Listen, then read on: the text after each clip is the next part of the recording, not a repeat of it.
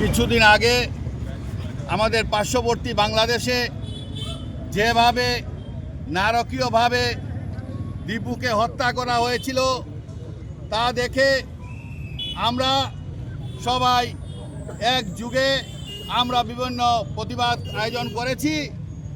কিন্তু আজকে আমাদের দেশে কার্বি আংলংয়ে আমাদের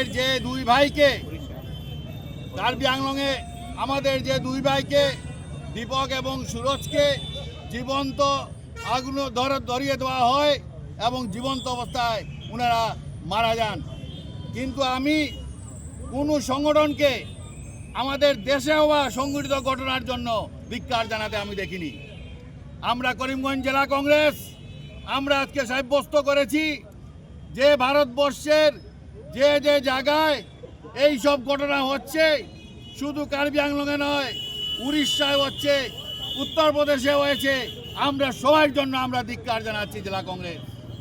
আজকে আমাদের এই ভারতবর্ষে যেভাবে কার্বি আংলংয়ের কেরানি বাজারে এই দুই ভাইকে হত্যা করা হলো, আজকে আমি অনেক হিন্দু সংগঠন আছে, আমি তা ওনাদেরকে বলবো যে আপনারা কোথায়, আপনাদের দেশে দুই ভাইকে হত্যা করা হলো, জীবন্ত এবং নিদগ্ধ করা হলো, কিন্তু আপনাদের কোনো শব্দটুকু নেই।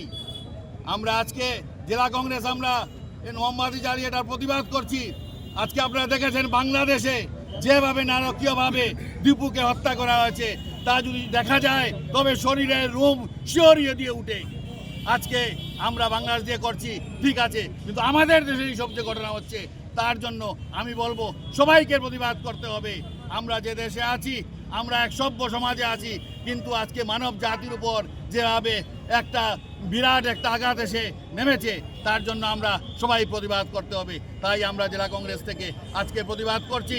শুধু আজকেই নয়, সেটা যদি অবিলম্বে শাস্তিদের ধরা না হয় তাহলে আমার জেলা কংগ্রেস করিমগঞ্জ জেলা কংগ্রেস আমরা আরও আন্দোলন চালিয়ে যাব এবং যতক্ষণ পর্যন্ত অভিযুক্তদের ধরা না হচ্ছে এবং বাংলাদেশ সরকার যখন পর্যন্ত হিন্দুদের উপর অত্যাচার বন্ধ না করছে আমরা আমাদের আন্দোলন চালিয়ে যাব।